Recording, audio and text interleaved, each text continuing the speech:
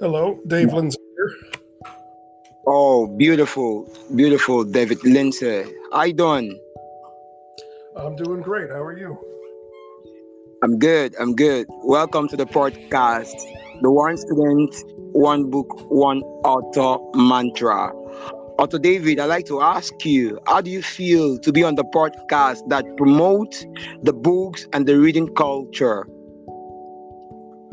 Well, it's always great to discuss my work and the work of others. Beautiful, beautiful. For you, I like the fact that you love to discuss the work of others. This shows that you're very, very credible in mind. Well, this is the point where I'd like you to talk about yourself. Tell us about David Lindsay. Tell us about your reading lifestyle, your reading story. Tell us about your journey into authorhood. Tell us about an encounter with books. Just tell us about you, everything about you. Oh, is that all? Well, I grew up on Long Island. I live in upstate New York now, but I grew up on Long Island. And reading was always a big deal back then. There was no internet in in any form that we have today, so reading was a really big deal. And I remember what got me into writing was I was at the Roosevelt Field Mall, and I saw a book called Red Planet by Robert A. Heinlein. And Heinlein, a lot of his life was at a very interesting point in history because we had telescopes that could see surface features on Mars, but we were not able to properly photograph them. The exposure times were too long. And the atmosphere, there's heat moving through the atmosphere, so it caused a distortion. So we had to rely on drawings. Yeah. And the interesting thing with Mars at the time was that there's global winds that go across the planet Mars, and they change the color. And everybody Yeah. assumed that that was spring and fall Yeah. because of the color change. We now know that's not true. Plus, Yeah. there's a 400-year-old translation error from an astronomer, an Italian astronomer, who said he saw canali on the surface of Mars, which people incorrectly translate as canals, which is an artificial Yeah. feature, but the correct translation is channels. So Wow. those books were written at a time where scientifically it was possible for life to exist on Mars, just like it, Wow. in the same quantities as on Earth. Wow. So Wow. Red Planet was the first book that I chose to read. It wasn't assigned with the Wow. school. It wasn't a competition for how many books you could read. It was the first one that I saw and I said, I like that cover. I want to read Wow. that. Wow. Wow. Wow. This is so beautiful, so amazing a story. I keep hearing people say when you're trying to do your back cover, you should be sure that you win from the graphics. Wow, this is an amazing story. This is an amazing story. So I like to ask you. So when you pick the red, you call it the red, It's the name is The Red Planet by the red planet.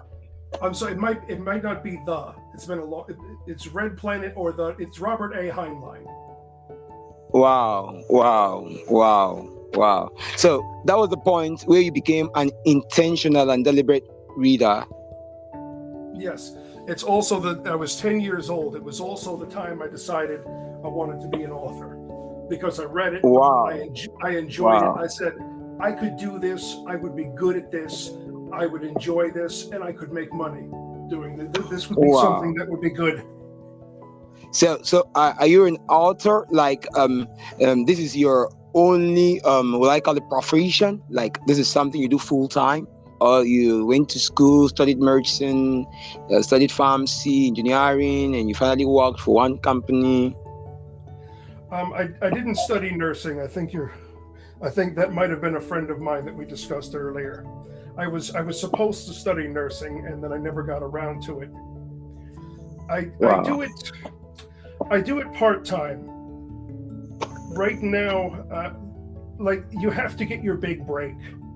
You have to get your Yeah. big break, or you Yeah. have to just pester author houses until they give you a contract. I haven't gotten my big Yeah. break yet. I have 80 pieces Wow. published. So Wow. right now, I trade stocks. I trade long term, short term, day trade. That's how I make most of my money. Wow. Uh, I Wow. also I wrote a book about trading stocks because it seemed like the two would go together. Well, beautiful, beautiful. You're an amazing person because your story um, is inspiring for me. I feel so thrilled, and like this is one of the first time, like the first time in my entire life, I'm relating with a story as unique as yours. Wow. Well, I'd like to ask you at this point. So far, so good.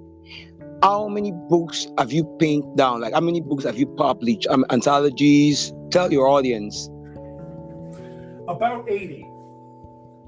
Wow. Yeah. Now most of them are very very adult, but I've got more than a dozen under my own name, and the rest are under different names depending on the particular adult subject matter. But I have Well, nonfiction, do it wow. yourself, financial. There's a lot of. There's one about the master cleanse about losing weight. Wow. Amazing. Amazing. Young Wow. adult So, fantasies. I have a whole bunch of different types of books. I like to ask you at this point, what is the most recommendable, like the one your book you would personally want to recommend to a person? Like, give me 10 of them. Probably Lost from Atlantis. Okay, Lost from one. Atlantis. There's three books in the series. Those are some of the longer books. Wow. They're not bricks like Stephen King, but they're 200-300 pages each. There's three in the series so far. That is about a 14-year-old girl that finds herself a few hundred years in the past, and it explores the idea that one of my teachers in grade school posited, which was how far back in time would you have to go before your general knowledge is useful? Like you could teach Wow. people things that are like back then disease transmission was a completely Yeah. foreign concept. Now Yeah. there are diseases like scurvy that you just get that you can't Yeah. transmit to another person, but at the time it wasn't understood that there was bacteria. It wasn't Yeah. understood that you could give a disease to another person, and Yeah. it was discovered in ancient times because there was a very rare disease. Somebody died from a very rare disease, Yeah. and all the doctors went to the morgue to study it because it was Yeah. so rare you could go your whole career without ever seeing a case. And then in the Yeah. next month, there were 12 new cases, and Yeah. they were all in the maternity ward, and it Yeah. was all patients that had been examined by the same doctor that had examined the corpse with the rare disease. And one doctor said somehow the disease traveled from the morgue to the maternity ward. And he actually stood in front of the doors and forced doctors to wash their hands afterwards. And they didn't want to. A few of them punched the guy in the face. But after he did that, and after they started to wash their hands, and there were fewer and fewer cases, the other doctors started to realize, okay, somehow the disease is traveling. It was very difficult to understand because things that you couldn't see or touch were beyond their comprehension. There were no microscopes. There was no subatomic physics. It was just what you see was what there was, and if you couldn't see it, it wasn't there. Yeah.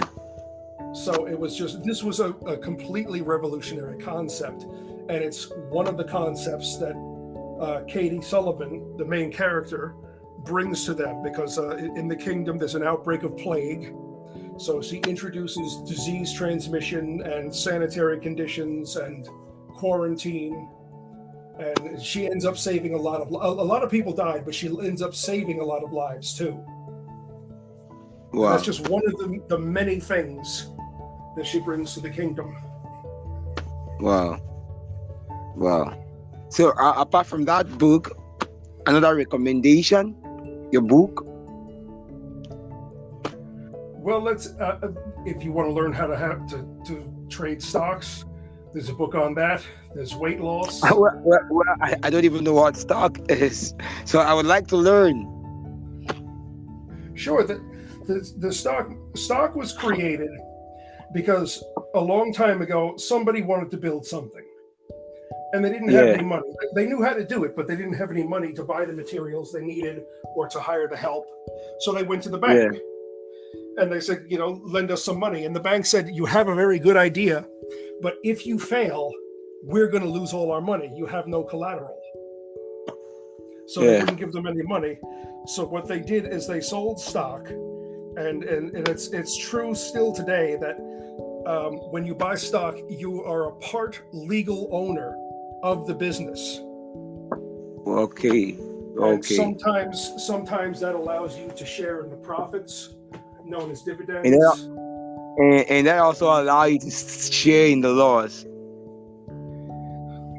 Well, not exactly, because Okay. the price of the But, stock is not yeah. always related to the stock of the to the success of the company, although Okay. they're Yeah. closely related, but it's not a one-for-one relationship. Yeah. There are companies that declare bankruptcy and their stock goes up, and there are Yeah. companies that Yeah. Yeah. declare record profits Yeah. and their stock goes down. True, true, true. Because I read I think it should be one of those books written by Robert Thomas Kiyosaki, and I think he shared an important message that stayed with me, even though I might not be able to sound the way he did. But I like to paraphrase my own way because I'm not a financial person or an economic student. And but the basic thing is I try to learn their basic language, their jargons. So he said something like that there are companies that would declare bankrupt, and that doesn't mean that they are broke.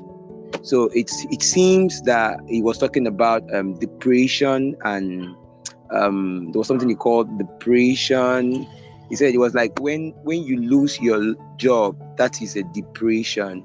When the person who creates the job lost his job, that was when he said, oh God, I've forgotten. It's been a long time I heard that read. But I think that was in that book I learned that there are companies who would declare bankrupt, but they are not necessarily broke. The owner of the company walked away with so much money. Yeah, so I was Yeah, told. unfortunately, that does happen. There are a lot of businesses that it's part of their business plan. And I mean, I don't know how it is where you are, but here there's unemployment insurance. So if you lose your job, the government will pay you a little bit, and the company that employed you pays part of that. And the problem is, these companies will go to the government and say, like, well, we can declare bankruptcy and you can help us, or this company that has 40,000 people will all be getting unemployment from you. And it's usually cheaper just to pay the company to stay in business and have those citizens paying taxes than it is to just pay the unemployment and have no taxes. So Wow, it's wow. a system. It's a good system, but it gets abused a little bit. So what makes it good? Like what makes it good? So what makes it good? I like to guess is when the intentional is actually true that they're having financial issues, or I'm I'm sorry. Could you repeat that? like when you said that makes it good. That makes it good, though it is slightly abused. That was your word. Yes. Now I'm asking like what makes it good? Is it that? Is it when in reality the company is actually like broke, like Well, all right. The coronavirus is the perfect example. okay. There's companies that they just would not have survived without help. There are companies that made no money at all in 2020 and lost a lot of money because they kept paying their employees, or Yeah. they didn't pay them, but they kept the insurance. They were a big enough company that they could do that. And I don't know how it was there, but here they said 2 weeks. At first, they said, shut everything down, everyone stay home, and this will be over in 2 weeks. And it might have worked, except nobody stayed home. They should have, but nobody stayed home, and that's why it spread. So if you were to file for bankruptcy protection, that means all the money you owe, all the debts that you have, go away. Yeah. And sometimes the debt gets restructured. It depends. It's a much more complicated system than I think you want to go into on today's podcast. But it enables companies to stay in business. People don't lose their. Imagine if you had 40,000 people in one town that suddenly had no job. Yeah. They couldn't get groceries. They couldn't pay their rent. It's a massive problem. So that would be one of the times that it's good. David Lindsay, I would refer you to some of the books I have read, and because you are a very tall author, reason being that you're a room full of books, like your in-depth, your insight, your knowledge is like so strong and vast. I must recommend you for this. It should have taken you a long time to go to this point right now, because I feel like I am having an engrossed moment with a financial coach or an advisor. So this is where I like to ask you, because I have read a lot about the Federal Reserve, the bank. Like, I'm a self-taught reader myself. Now, I got to this point where I still make a referral to Robert Thomas Kiyosaki again. Now, Robert Thomas Kiyosaki made a narration where he said that it's wrong for you to save money in the bank. And he said that money is no longer what it was, that money is now debt. And he was advising you to go into debt. But this is an illustration that he made that stayed with me for so long. You got what I said? No. What? Now, he said that when you take $1 to the bank, you got what I said? Yeah. That when you take $1, when you save $1 to the bank, that the bank gives that $1 to 5 people. You got what I said? Yes.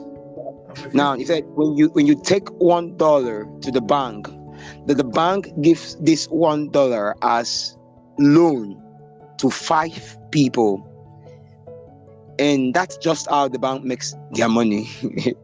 Now, he said to find out that this is true, to find out that this is actually true, that everybody should ask for their money from the bank at once, that the bank might never be able to meet up to that demand. Is this true? Or can you throw more light? Well, it's not quite as simple as that. It's funny, a lot of banks recently failed, and that was part of it. It's not so much that. How can I explain this? I'm not sure how much time you want to go into this. No. On this podcast, you can go as long as forever. So far, you give us clarity. Author David Lindsay, give us clarity. Okay, the bank does lend the depositors money. Not all of it. They don't always have just a whole stack of money in the bank. If you go to a bank, they'll usually tell you no matter how much money you put in, you can only withdraw $2,000 a day or $20,000 a day, or if you need more, call us a week before and we'll have extra money brought. So if everyone came at the same time and said, give me my money in cash, not a check, but cash, they don't. It's not always stored at the same location. So to give you the paper money, it would be problematic. Yeah. first of all, they do lend the money. One of the ways that they make money is they lend the money to somebody else and then collect interest. The reason that Yeah. the banks in the United States failed, some of the smaller ones, is because they invested in something called the 10-year Treasury note. Yeah. Now, bear with me because this will all make sense at the end, but it's going to appear like I'm jumping around. Yeah. No, no, Because no, no, no, no, no, no, no, no, no, David the, Lindsay. David Lindsay, I am listening, and trust me, your audience will be engrossed. Trust me. So you just okay, have to give us clarity. Have the floor. Be yourself. This is a podcast that is intended. absolutely. It's going to sound like I'm changing the subject, but I'm not. So just bear with me. Yeah, you're You'll not. see You're that giving. it'll come back around.